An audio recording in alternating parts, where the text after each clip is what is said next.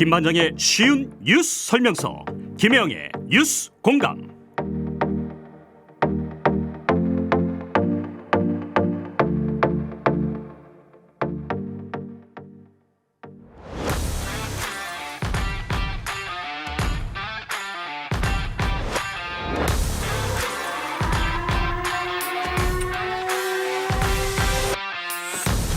정치권 이슈를 직접 묻고 답하는 정치 Y.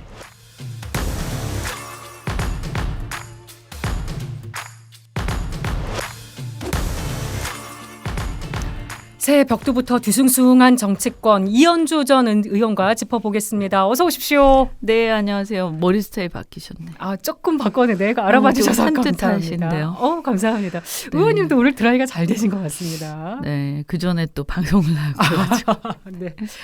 또 저희가 오늘 나눠야 되는 얘기가 다 무거운 주제들이어가지고. 글쎄 말이에요. 안 그래도 입구에서 그 얘기했어요.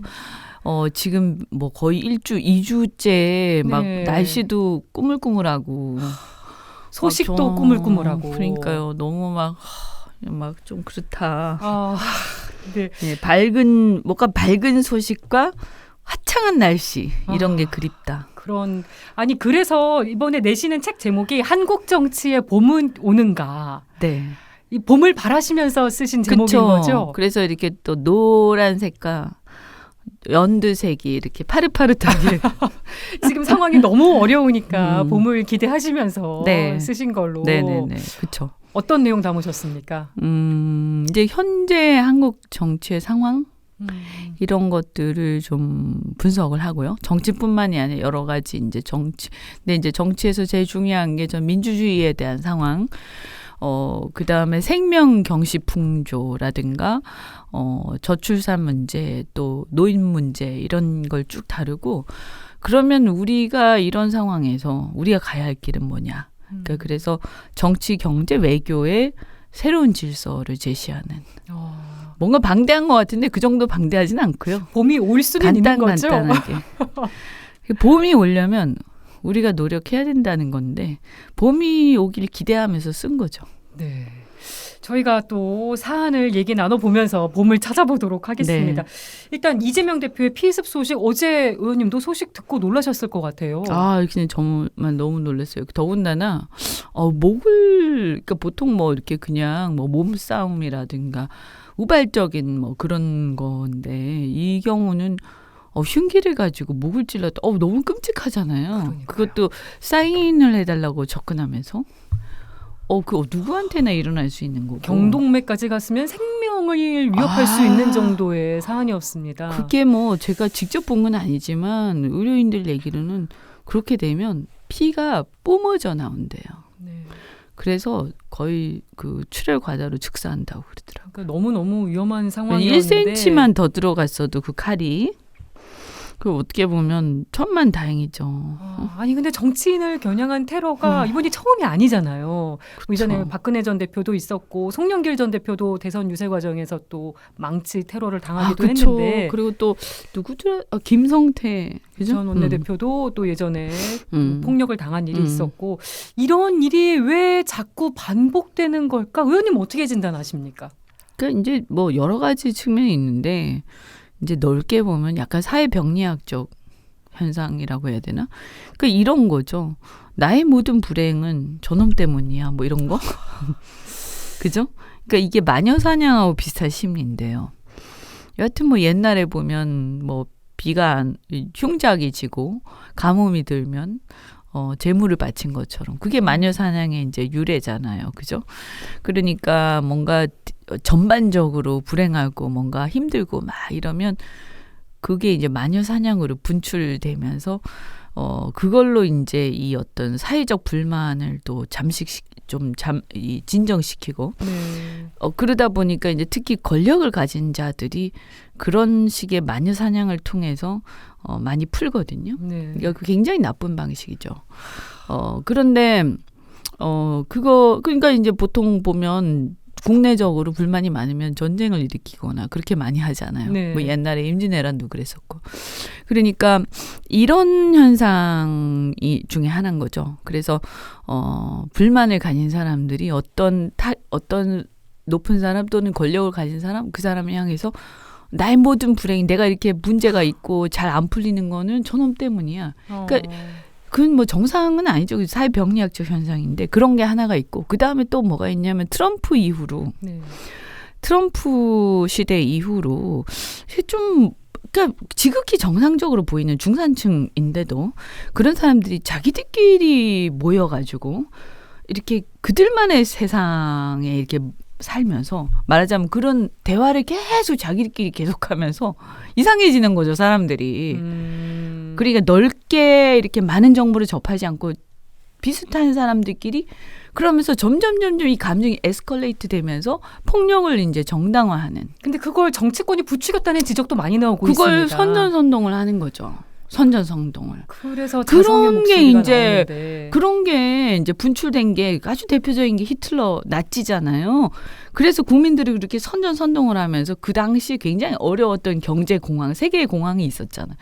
그래서 그거를 그렇게 선전선동하면서 유태인들을 마녀 사냥한 거 아닙니까? 또 뭐든 이렇게 보면 항상 비슷한 원리들이 있다. 근데 여기에서 그러면 이제 구체적으로 우리 정치에서 보면 어쨌든 이재명 대표에 대해 제가 페이스북에도 글을 썼습니다만 우리가 가만히 생각을 해보면 물론 이재명 대표가 죄가 있는지 없는지 모르죠. 하지만 그것을 우리 예단할 수는 없는 거거든요. 어쨌든 분명한 것은 아직까지 수사 결과도 채 안 나왔고 그죠? 그다음에 판결은 더더욱 안 나왔죠. 네. 사실은 기소도 아직 안 해서 대장동 사건이다 백현동 다 얘기 분분하지만 예. 기소도 아직 안 된 거예요.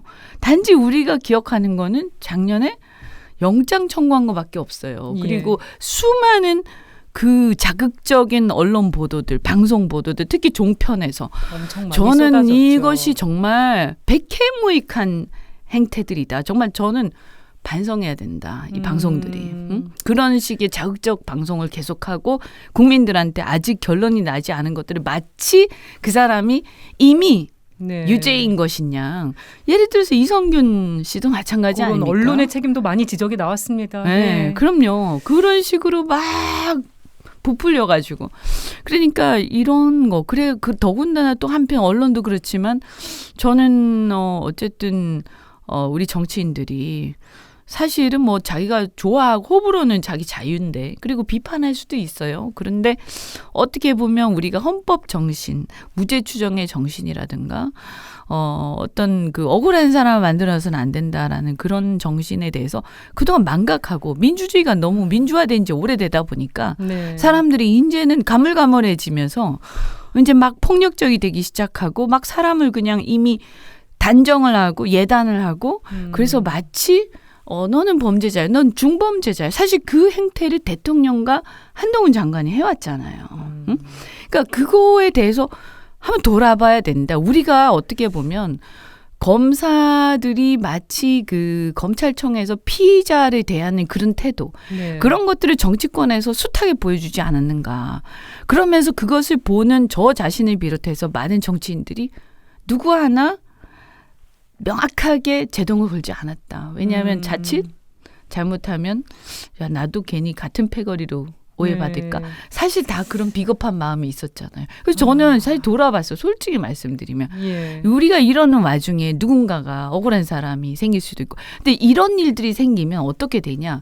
대중들이 다 깨어있으면 되는데 또 일각에서는 자극적인데 금방 반응하는 단순한 사람들도 있고. 그런 프레임 그대로 세상을 바라보는 그렇죠. 거죠. 그럼 그 사람들 어떻게 생각하냐. 야 저놈은 죽어도 싸. 응? 또는 이게 처벌받아야 되는데 처벌하고 감옥에 넣어야 되는데 왜 안 들어가지? 왜 영장이 기각되지? 아직 왜 수사 결과나 재판 결과가 나온 것도 아닌데. 네, 근데 사법적인 절차를 잘 모르잖아요. 그러면 그런 어떤 방송이라든가 정치인들이 하는 말 또는 어떤 법무부 장관이 막 하는 얘기, 그 중범죄자 취급하는 거 그런 걸 보면서 마땅히 처벌받아야 되고 문제가 심각한 사람인데 지금 뭔가 법원이나 사법체계에 문제가 있어서 저 정치권에서 야당이 자꾸 저렇게 제동을 거니까 제대로 뭐가 안 되고 있어. 처벌이 안 되고 있어. 그러니까 내가 사적 응징을 할 거야.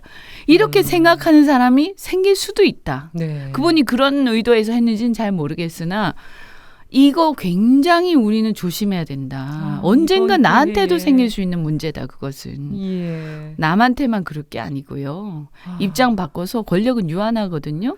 몇 년 후에 입장이 바뀔 수도 있는 거 아니에요? 그러니까 네. 그런 행동은 더 이상 하면 안 되는 거예요. 저는 이제는 모든 이런 행태를 이 일을 계기로 그만 딱 중단해야 돼요. 정말로. 네. 그래서 그냥 법원이 알아서 판결할 거고 검찰에서 수사해가지고 결과가 나오면 그 결과를 보도하고 정치인들은 좀 입 좀 다물고 그런 문제들에 대해서 자기가 그 사건을 어떻게 알아요. 그렇잖아요. 네. 근데 더더군다나 저는 뭐 어떤 큰 틀에서 평가하고 비판하는 건 있을 수 있는데 사건에 뭐 누가 언제 그 얘기를 왜 합니까? 재미있긴 하지. 그죠? 그래서 우리 정치 문화가 정말 일신되는 계기가 돼야 된다. 네, 이렇게 저는 진짜 그런 생각이 따끔하게 큰일 났어요. 큰일 났어요. 얘기를 해주셨고 이번 일의 파장도 짚어보지 않을 수가 없는데 지금 당장 이재명 대표 퇴진을 요구해온 민주당 김영계도 보니까 당황한 모습이 역력합니다. 이낙연 전 대표는 이번 주로 예정됐던 탈당이랑 신당 창당을 지금 좀 미루는 것 같고 또 원칙과 상식도 탈당 가능성 좀 후순위로 밀리고 있는 것 같고요. 이번 사건의 파장 어떻게 예상하세요? 그러니까 좀 명분이 많이 줄었죠. 이 소위 사법 리스크라고 사람들이 다들 얘기를 해왔지만 소위 그 사법 리스크란 게 뭐냐 도대체 실체가. 그러니까 그런 논리에 따르면 뭐가 이렇게 기소도 안 됐어도 수사받기 시작하면 사법 리스크라고 해가지고 막 공격받아 마땅한 이런 상황이 되잖아요. 그러니까 만약에 정말 당을 걱정해서 얘기를 한다면 그 기조는 이래야 되겠죠. 나는 그 무죄 추정의 원칙을 믿지만, 그죠? 여러 가지 이제 그런데 대응을 하다 보면 시간이라든가 에너지가 거기 많이 소모가 되니까 네. 어떤 권력이라든가 당내 권력이라든가 이런 것들 좀 나눠서 짐을 나눠지자라든가 조금 그렇게 얘기를 좀 하면 더 좋지 않을까. 그죠? 이렇게 이 뭐 확정적으로 막 공격하는 것은 좀 그렇죠, 사실은. 그리고 은연중에 전부 예단하고 얘기를 해온 것 같다, 사실은. 그죠? 여러 시사 프로에서도 그렇고. 좀 단정적으로 얘기했던 부분들 다 그러니까, 문제가 있었다고 보시는 거고. 그런 것들을 각자가 좀 돌아볼 필요가 있고요. 그것은 뭐 이재명 대표뿐만이 아니라 누구에 대해서도 우리가 지금 이런 세태에 대해서 한번 자성을 안 그러면 모든 일들이 이제 사적 폭력으로, 그죠? 그러니까 국가가 왜 있어요? 국가 권력, 공권력이 있는 것은 그래서 대신 해결해 달라고 하는 건데, 그럼 그것을 믿고 기다려야죠. 그렇잖아요. 응? 네. 그 산케이 신문이 이번 건을 이제 비중 있게 보도하면서 이 대표의 거취와 선거 판세에도 영향을 끼칠 가능성이 있다 전망을 했더라고요. 이재명 대표의 거취에 영향이 있을 거라고 보십니까? 뭐 그거야 이제 뭐 회복이 좀 빨리 안 된다든지 그러면 혹시 지금 상황이 어떤지 제가 잘 모르는데 경과를 회복이 잘 안 되고 건강에 문제가 있다 이렇게 되면 물리적으로 제대로 이제 선거 준비를 하기가 좀 어려울 수가 있죠. 그런 거 얘기하는 거 아닌가요? 뭐 일반실로 옮겼다고는 합니다만 회복에 아무래도 시간이 조금 걸릴 테니까요. 그러니까 뭐 그게 어느 정도인지 모르니까요. 근데 뭐 한 며칠 정도 회복하면 괜찮다 이런 거면 큰 문제가 없겠죠. 네. 그리고 지금 이재명 대표한테 흉기를 휘두른 이 김모 씨 당적을 두고도 논란이 일고 있습니다. 뭐 국민의힘 당원이었다가 뭐 민주당으로 바꿨다. 뭐 지금 여러 가지 설이 흘러나오고 있는데 이 부분이 또 증오와 혐오의 정치를 부추기는 요인이 되지 않을까 또 우려스러운 점도 있거든요. 그렇죠. 이 당적 이제 논란은 뭐 어떻게 보세요? 그것도 이제 사실 마찬가지죠. 뭐 수사 결과가 나와 봐야 동기가 뭔지 알고 그죠? 근데 이제 제가 보니까 당적을 갑자기 그러니까 쭉 국민의힘 계열에 있다가 민주당으로 바꾼 게 한 1년 전인가 뭐 그렇다고 보도가 됐더라고요. 예, 확인은 필요하겠습니다만. 네, 그런데 그렇다고 하면 사실은 뭐 도대체 왜 그러면 1년밖에 안 된 당원이 보통 어떤 당원이 뭐 불과 1년 된 당원들 같으면 좀 어색하거든요. 얼마 안 됐으니까. 네, 그리고 그 사람들 사이에도 좀 불편하고 이래서 그런데 잘 안 나가죠. 왜냐하면 오래된 당원이면 터줏대감이니까 다른데 네. 이제 말하자면 신참인 거잖아요. 그러면 가도 친한 사람도 별로 없고 삐죽삐죽하단 말이에요. 그래서 잘 안 나가죠 그런 자리에 오히려. 예.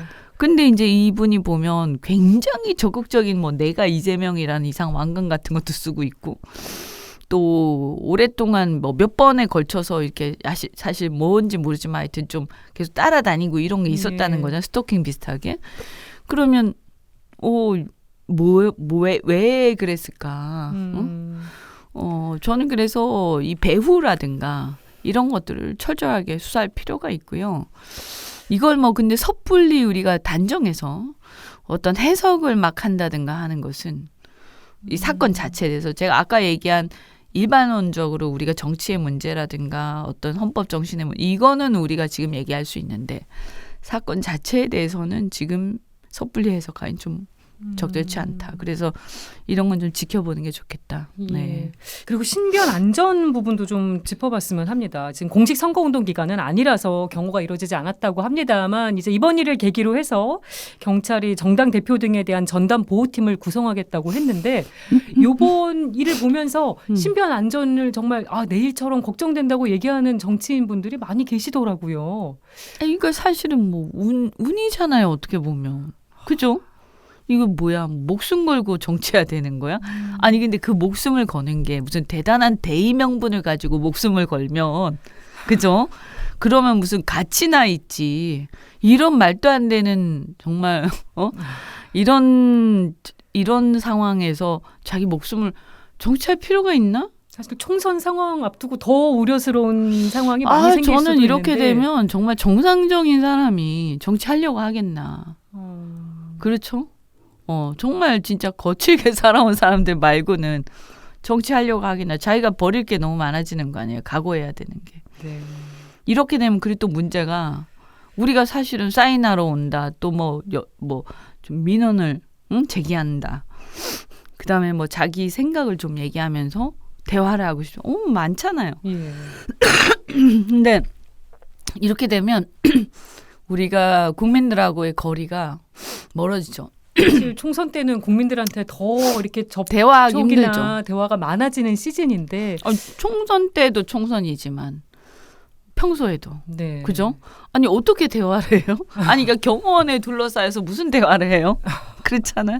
그러니까 무슨 뭐 높은 자리에 있는 이런 게 돼버리는 거예요. 그러니까 물론 이제 대선 때 대선 주자들은 좀 다르지. 그것은 예. 거의 대통령급 경호를 해야 되지만 평상시에 당대표급이라든가 일반 정치인들이 경호를 받는다?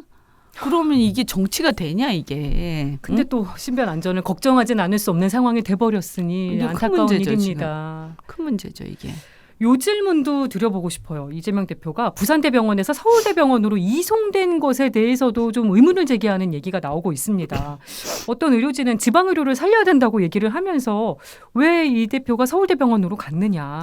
또 어떤 의료진은 이송 조건에 부합하지 않는다는 지적도 했더라고요. 이런 논란 누가 그런 지적을 했어요? 어떻게 보시는지. 누가 그런 지적을 했죠? 네.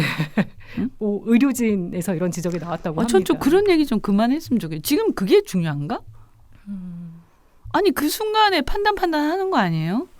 자기들이 그러니까 피해를 입은 입장에서는 최선의 진료를 받아야 될 거 아니에요. 그때 상황에 그 맞게. 장본인이나 혹은 그 주변에서 판단하는 거예요. 그들이 선택해서 하는 거지. 그러면 예를 들어서 뭐 누가 어떤 그 상황에서 그러면 뭐 그 상황에서도 우리가 지방을 살려야 되니까 조금이라도 더 그리고 어차피 서울로 올라와야 되잖아요. 부산에 계속 입원해 있어야 되나요? 그것도 이상하잖아요. 그러니까 그런 것까지 막 그렇게 정치적 해석을 붙여가지고 어쨌든 여기서 제일 중요한 건 빨리 회복됐으면 좋겠다. 그렇죠. 생명이 걸린 상황이었으니까. 이게 어쨌든 간에 최선의 진료를 받도록 최선을 다해야 된다. 그죠? 그럼 예를 들어서 자신이 부산대 쪽에 뭐 혹은 거기에 의료진이라고 하더라도 내가 이렇게 다 했지만 혹시라도 모르니까 또 다른 사람들한테도 한번 받아보는 게 좋겠다. 진료를. 이렇게 얘기할 수 있는 거 아니에요? 네. 근데 그걸 가지고 막 이렇게 무슨 그렇게 너무 과민하고 저는 그 적절치 않은 태도인 것 같아요. 네. 이번에 다른 사안 좀 짚어볼게요. 김건희 특검법. 대통령실에서는 이제 정부로 이송되는 즉시 거부권을 행사하겠다고 예고를 했는데 일단은 정부 이송이 미뤄지고 있는 상태입니다. 근데 대통령 거부권 행사가 지금 또 유독 많이 이루어지고 있기도 하고 이 부분에 있어서 특히 김건희 특검법에 있어서는 국민들의 이게 특검이 필요하다는 찬성 여론이 높게 나타나고 있거든요. 이 상황 지금 어떻게 읽고 계십니까? 그러니까 뭐 국민들 생각은요. 이게 무슨 민주당 뭐 국민의힘 이런 문제가 아니라요. 그냥 윤석열 대통령한테 약속 지키라는 거예요. 공정과 상식. 그래서 대통령으로 일약 떠오른 거 아닙니까? 대선 주자로. 그 민주당에서 임명한 검찰총장이었는데 자기 상관이라고 할 수도 있는 법무부 장관을 탈탈 털었잖아요. 그게 좀 과하다, 잔인하다라고 비판할지언정 어쨌든 굉장히 엄격하게 그 자기 공사구별 안 하고 막 공사구별을 철저히 해서 아주 냉혹하게 하네? 우리나라에 이런 사람 필요한 거야. 이래가지고 대선 주자로 막 오른 거 아닙니까? 네. 그럼 똑같은 잣대로 해야지. 그러니까 국민들은 상식적으로 얘기하는 거예요. 지금 여당에서는 특검법 이름도 김건희 특검법이 아니라 도이치 특검법이라고 부르고 있습니다. 그러니까 개인의 이름을 넣어서 참. 법안 명칭 부르는 것도 이제 좀 바람직하지 왜 않다는 도이치인데 건데. 도이치는 이미 도이치 모터스는 이미 다 수사 받고 다 받고 뭐 이미 다른 판결도 좀 사람들은 조사 나고 받고. 한 거 아니에요? 예. 지금 이 특검은 김건희 여사 조사하는 거 아닙니까? 근데 왜 갑자기 도이치 듣는 도이치 기분 나쁠 것 같아. 그렇게까지. 그런 식으로 아니 무슨 뭐 어디 그걸 뭐 최고 존엄이라고 하나? 그 북한 같은 데서는 그 이름도 잘 못 부른다고 하잖아요. 그죠? 예. 옛날에 우리가 임금님이나 황제한테는 이름도 제대로 못 부르고 앞에 서면 고개도 쳐들면 안 되고 이랬었잖아요. 그죠? 그겁니까? 그거하고는 다른 거니까. 특검에다가 그 이름을 감히 붙이면 안 되는 건가요? 그죠? 감히 이런 거 아니에요? 이게 무슨 짓이에요? 이게 완전히 특권의식 아니에요? 이거 누가 이런 식으로 붙였죠? 오늘 비판을 다 아주 세게 제가 해주시는데. 보니까 그냥 사고방식이 틀려 먹었어. 우리 국민들의 눈높이에 눈꼽맞지도 못 따라가고 있어. 국민들은요 짜증이 나요. 아니 일단 예를 들어서 이게 지금 처음 나온 얘기가 아니잖아요. 네. 근데 수사를 이때까지 왜 안 했어? 그러게요. 지금 몇 년째 왜 안 했어? 그리고 벌써 대선 이후에도 그렇고 아니 그러면 진짜 많이 수사를 해서 죄가 없으면 무혐의 때리면 될 거 아니에요. 처분도 안 내리면서. 그 처분 왜 결론 못 내지? 예. 결론을 못 내리는 이유가 있지 않겠어요? 결론을 내기에는 뭔가 되게 부담스럽다든지 그래서 네. 차마 결론을 못 내리겠다든지 이런 게 있겠지. 나중에 자기가 책임지기 힘들다든지. 그러니까 수년째 지금 결론 못 내리는 거지. 그래서 여기까지 온 건데. 무혐의라도 내리란 말이에요. 제 얘기는. 그리고 자기가 책임지면 될 거 아니에요. 검찰에서. 예. 안 하잖아. 그러니까 제가 볼 때는 이런 상태에서 어떻게 특검을 안 해요? 당연히 해야지. 왜 대통령 부인은 뭐 예외인가요? 네. 우리가 말이죠. 솔직히 지금까지 대한민국이 그 과거에 그 군사정권의 그 엄혹한 시절에도 그리고 나서 민주화되고 나서 전두환, 노태우 다 처벌받았어요. 네. 그죠? 어쨌든 좀 약하긴 했지만 솜방망이라고 하긴 하지만 다 처벌받았고 법정에 섰어요.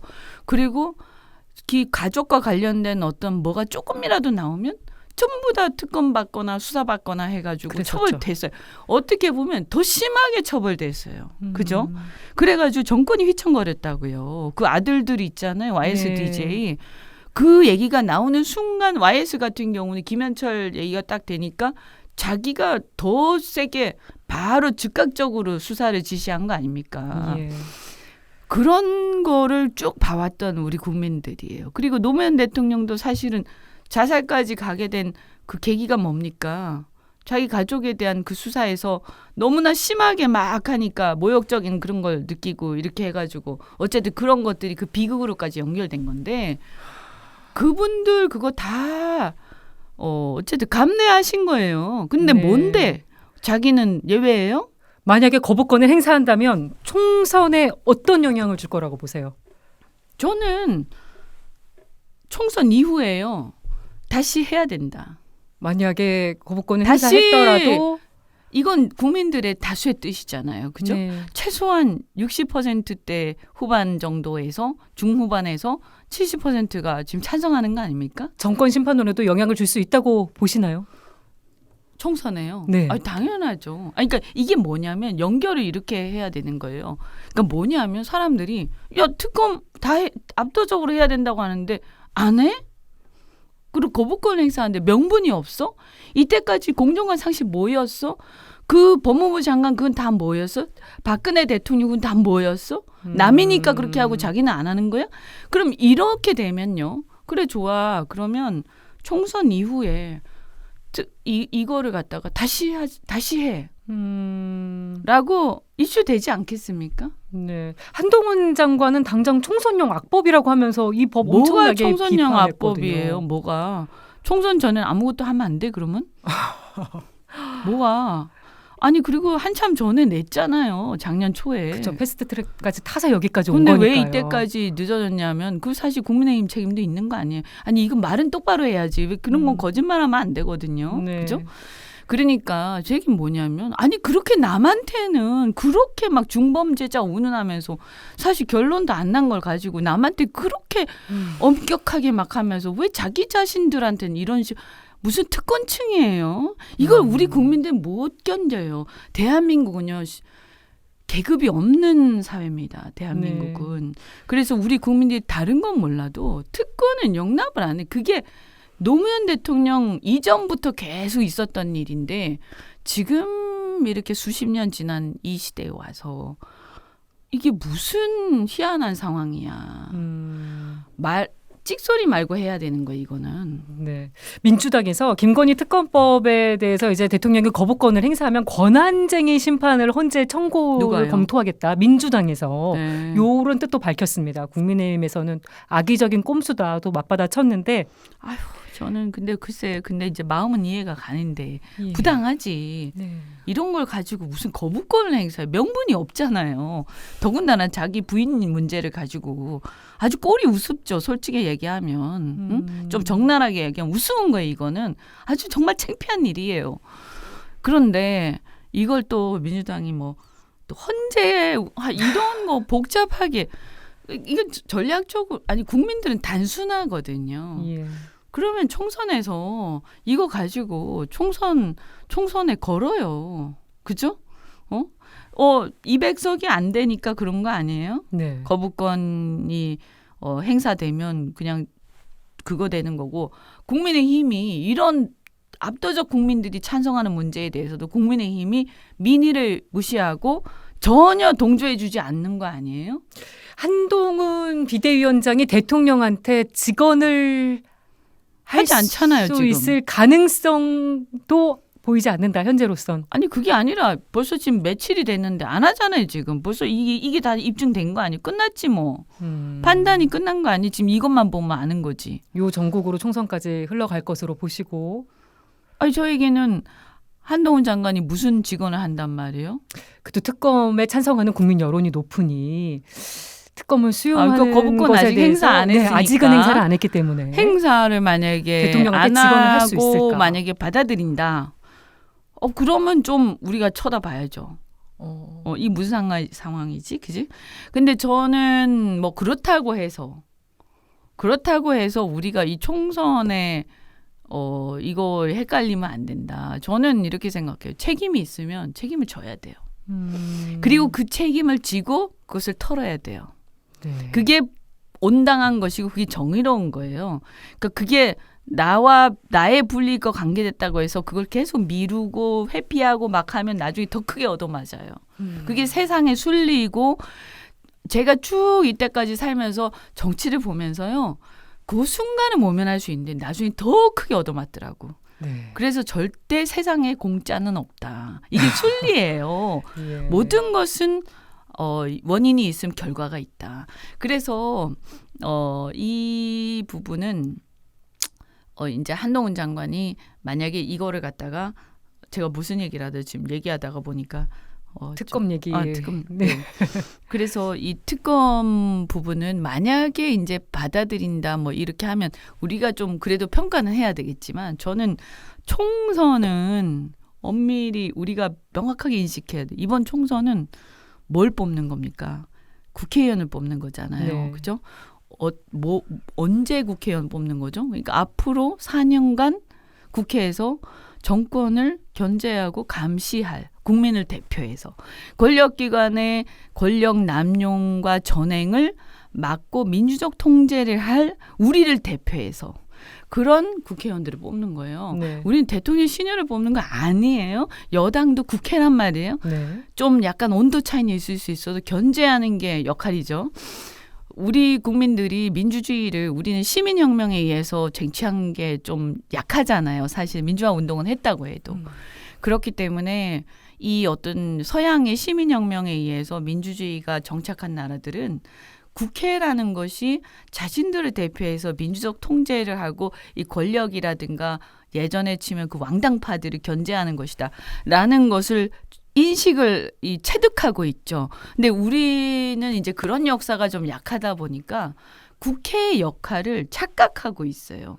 여당 의원은 마치 대통령을 돕는 사람인 것처럼 그건 어디서부터 비롯되는 거냐면 그 군사정권의 유정회에서부터 시작되는 거예요. 지금도 당정관계 문제라는 지적 많이 나오고 그러니까 있잖아요. 이것은 지극히 비정상적인 독재 국가에 우리가 익숙해져 있던 논리인데 이것을 아직도 민주화 이후에도 못 벗어나면 안 된단 말이에요.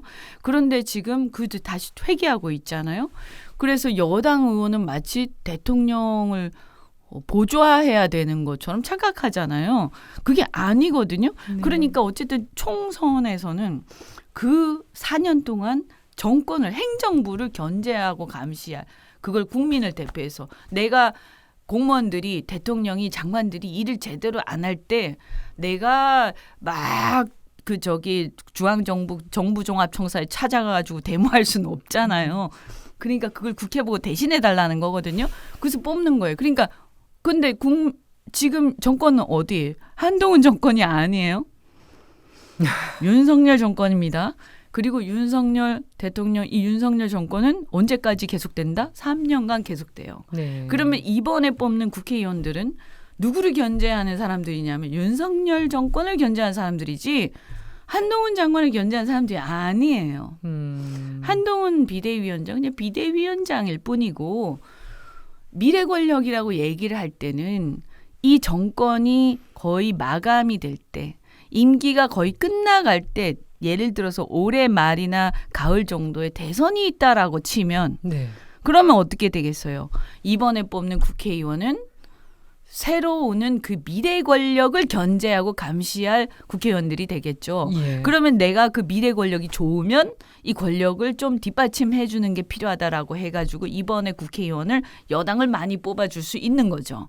그런데 그 미래 권력은 당장 오래 있는 게 아니라 이 국회의원들 임기가 거의 끝나가는 3년 후에 있습니다. 네. 그러니까 지금 국회의원들이 하는 일은 윤석열 정권을 견제하는 거, 감시하는 것이지 한동훈 장관은 아무 상관이 없어요. 그러니까 미래 권력이라고 말을 하는 것은 사실은 이 약간은 이렇게 눈앞에 안개를 자욱하게 만들어서 사람들의 눈을 흐리게 만드는 그런 거죠. 그래서 그것은요 잘못하면 이건 사기가 돼요. 요 맥락에서 요 질문을 드려야 될 것 같아요. 검사들의 줄사표가 이어지고 있습니다. 총선 출마를 위해서요. 방금 해주신 말씀의 맥락으로 보면 안 되죠. 안 되죠. 그러니까 우리나라가 독재 국가가 아니잖아요. 권력기관 국회는 뭐 하는 것이냐. 권력기관을 민주적으로 통제하는 것이다. 권력기관은 우리가 국가를 세울 때 그렇지 않습니까? 국가라는 것이 이제 시민들이 모여가지고 국가를 만들었는데 나의 안전과 이런 전쟁이라든가 이런 걸로부터 국방도 해야 되고 하니까 세금을 내가지고 니네가 국가를 운영을 해달라. 내 대신 나는 생업에 바쁘니까 네. 이렇게 했는데 나중에 알고 보니까 그들이 그 행정 권력을 가지고 나중에 막 나를 억압하고 나를 못 살게 굴고 나를 막 착취하고 이런 일이 벌어진단 말이에요. 아 이거 안 되겠네. 우리 대표를 뽑아가지고 국회를 만들고 그들이 민주적으로 우리 시민들을 이 대표에서 민주적으로 통제하게 하자. 이 권력기관들을. 네. 그래서 그 민주적 통제 대상이 검찰 같은 권력기관이고 민주적 통제 주체는 그 국회하고 시민사회고 그 어떤 보호되는 그것은 국민 주권자죠. 그러니까 여기서 검찰이나 경찰에서 오랫동안 그런 세력들, 권력의 어떤 그 주류에 있었던 세력들은 그들은 민주적 통제 대상이에요. 네. 근데 민주적 통제 대상이었던 사람들이 대거 국회를 들어와서 자신들이 민주적 통제하겠다고 그런다? 이거는요. 지금 민주주의에 대한 기본의 인식이 안 돼 있는 거예요. 굳이 그런 사람들이 필요하다면 비례라든가 그냥 한두 명 있으면 돼요. 왜냐하면 그 제도는 알 필요가 있으니까. 영남 물갈이랑 이게 교차돼서 이 얘기가 더 많이 나오고 있는 것 문제가 같습니다. 심각한 거예요. 그래서 저는 예를 들어서 이럴 수는 있죠. 검사나 경찰을 잠시 하다가 보니까 내가 나는 이거 못 참겠어. 이런 막 이런 독재나 이런 어떤 문제가 있는 어떤 권력이 전행하는 난 못 참게. 나는 이 검찰이 나하고 체질이 안 맞아. 나 때려치우고 오히려 반대진 어떤 그 국민들의 편에서 민주적 통제를 하는 국회나 이런 역할을 할래. 의회에 가서. 이런 사람은 전 있을 수 있다고 봐요. 예. 근데 그게 아니라 이게 집단적으로 우리 윤석열 사단, 우리 특수부 검찰, 우리 또는 경찰 지금 잘 나가는 그 경찰 무슨 집단, 그 하나회, 군의 하나회 또는 국정원의 어떤 집단 이런 사람들이 모여가지고 우리가 국회를 장악하자. 이거는요. 정말 민주주의가 엄청나게 퇴행하는 거고 역사가 이렇게 가면 안 돼요. 이거는. 큰 문제라고 이거 보시는 민주적 거고. 통제 원리에 정면으로 반하는 것이고 우리가 이것을 용납을 하면 안 됩니다. 대한민국의 역사가 완전히 거꾸로 가는 거고 저는 그 이후의 상황을 한번 생각을 해보세요. 어떻게 되겠어요? 인권이 침해되거나 이럴 때 그 사람들이 과연 그 억울한 사람들 또는 국민들 말없는 그 권력이 없는 국민들의 편에 서서 얘기를 하겠어요? 아니면 그 권력기관의 편에 서겠어요? 그 권력기관이 뭔가 사고를 쳤다. 그러면 다 쉬쉬하면서 은폐하려고 할 때 그 사람들은 누구 편을 들까요? 그런 점을 크게 우려하시는 거고요. 그게 만연하겠죠. 그리고 만약에 장악이 되면 저는 의회가 유명무실해진다. 네. 독재국가가 되는 거예요. 방송 보고 계신 제이든님께서 날카로운 지적이시라고 지금 이렇게 또 의견 이거 남겨주셨는데 의미를 그러니까 제가 안타까운 게 지금 눈에 보이는 그 옛날에 군사정권 같은 그런 폭력이나 이런 게 눈에 보이는 그런 게 없다고 해서 유혈 사태가 없다고 해서 우리가 민주주의나 이런 어떤 근본적인 정치의 원리에 대해서 우리 국민들이 이게 그 서구의 시민사회에 비해서 좀 약하잖아요, 사실은. 동량이 너무 짧은 좀 기간에 이루어지기도 약하잖아요. 했고요. 이게 이제 저는 배우는 과정이라고 보는데 약간 레슨하는 과정. 예. 그런데 이 시행착오를 좀 덜 겪었으면 좋겠다. 네. 우리 아이들이 그런 자유가 억압된 사회에서 경찰 국가에서 살아가게 할 수는 없지 않냐. 그리고 하나 덧붙여 말씀드리면 사람들은 이것이 경제랑 무관하다고 생각해요. 다 연결되는 거죠. 네, 절대 그렇지 않습니다. 이걸 아셔야 돼요. 옛날에는요. 우리가 뭐 잘 먹고 살면 되지. 등 따시고 배부르면 되지. 무슨 그런 민주주의 찾고 있어. 그거는 그 말은요. 후진국일 땐 맞아요. 어느 정도. 개발도상국까지도 그게 좀 통해요. 그런데 지금 우리 선진국 됐잖아요. 선진국이 되면 등 따시고 배부른 게 그냥 되냐? 안 돼요. 옛날처럼 노동시간, 장시간하고 일 많이 해갖고 양으로 승부해서 제조업에서 물건 많이 만들어서 갖다 팔고 수출해서 우리가 잘 사는 거 그 시대가 이제 끝났잖아요. 지금 네. 우리가 어려운 이유가 그 산업 전환에 우리가 지금 사실상 실패하고 있어서 그런 거거든요. 그러면 이 전환의 과제가 뭐냐? 우리 다 알고 있잖아요. 첨단 기술, 그다음에 콘텐츠 산업. 이건 다 뭡니까? IT. 창의성에서 기반하는 건데 이거는 자유와 어떤 자유로운 영혼이 자유의지가 충분히 보장되고 굉장히 기회가 열려서 뭔가 자유분방한 나라가 아니면 절대 그 과정을 못 가요. 근데 대한민국이 거기로 올라가지 못하면 우린 여기서 주저앉아요. 근데 네. 지금 우리는 그 순간에 지금 내려가는 중인데 정치가 이렇게 되면 이제 추락합니다. 정말 추락합니다. 그렇게 전체주의 국가들이 그런 선진국으로 올라간 예가 없습니다. 못 네. 올라가요. 새해 벽두부터 의원님의 따끔한 지적으로. 정말 이거 우리 심각한 상황에 지금 봉착해 있는 거예요. 네. 정치와의 오늘 여기까지 하겠습니다. 이현주 전 의원과 함께했습니다. 고맙습니다. 고맙습니다.